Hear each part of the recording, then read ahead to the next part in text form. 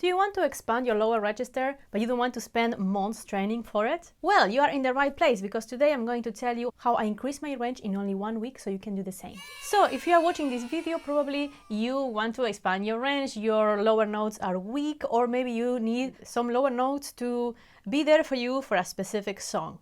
So I'm going to tell you about my story with this, and hopefully you can do something similar and get the same results. By the way, my name is Rogelina, I'm a vocal coach, and I help adults develop their voice in a super healthy and functional manner. So straight to today's topic. The story behind how I unlocked about 2-3 semitones down in just 1 week happened some time ago, and basically I was training to sing the song Grace by Jeff Buckley in a show, and I modified the key very slightly to not make it so hard, but I still had to reach a D sharp 3. And if you don't know anything about music, just know that that is very low for a soprano.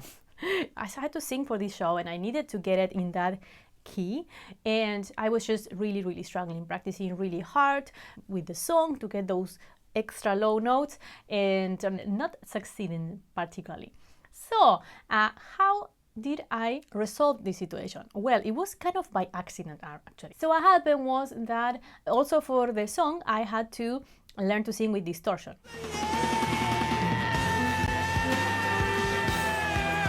And I have a very sensitive voice, so after trying that for a while, my voice got really sore, and so I decided to spend a whole week singing the song, but only with vowels. So no words. That is something you can do. So for reference, when we sing, we work a lot in vowels because they keep the airflow going, right? So when you use words that have consonants, the consonants interrupt the airflow, and of course you have to sing words, but that's a little bit more aggressive for your voice than just vowels. So what I did, I wanted to keep on training, of course, but I didn't want to harm my voice, and my voice was sore because of that distortion that I had been training with. And so what I did was, as I say, I spent a whole week singing the song and singing other songs as well that I had to sing for that show, but taking all the consonants away. This is not as easy as it seems, at least at the beginning, but I've been doing that for a while. So for example, when the phrase says, "There's a moon asking to stay," I will say something like, ui, ai, ue. There's a moon asking to stay, ui, ai, ue. Something like that. And so I did, and then I was like, I'm gonna do this for a whole week and then I'm gonna see what happens. So the next week, I added the words back in, and I found that all the songs in all the notes that I had to sing in my lower register were stronger, had more mass, sound stronger, more powerful, but also I had unlocked about 2-3 semitones down, and they were still there. Now I could sing them with the words, and they were just there, and they still are.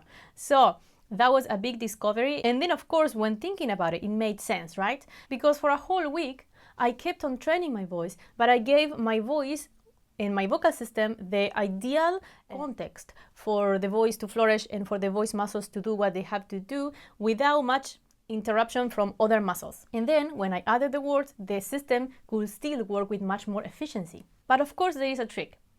You can't just take the consonants away.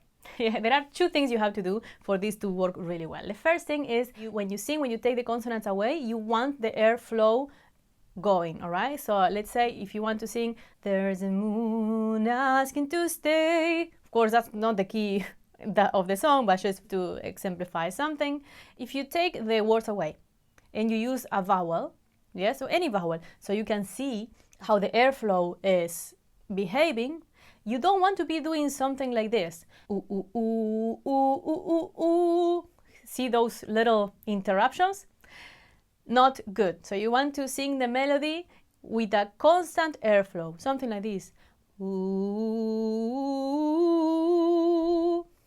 Okay? Once you got that, the second step is you are now going to add the other vowels. So in the case of this example, there's a moon asking to stay. And now in this second step is where you have to use some technique. One of the main components or principles of functional vocal training is that you have to take the speaking instrument and transform it, to alchemize it into a singing instrument. And one of the ways that you do that is through working with the vowels, so you can use your articulator muscles in the most possible efficient way. From speaking, you probably close the mouth to create O's and U's, and pull the lips back to create A's and E's. So if I had to do this without any technique, I would do something like something like that, and it wouldn't be nice and it wouldn't help. So what we have to do is to keep the mouth more or less steady, the space on the mouth steady, and change vowels using only the corners of the lips projecting forward, not back, and the tongue. So if I try to do that with, let's say, 2 fingers to keep the space open, it would be something like this.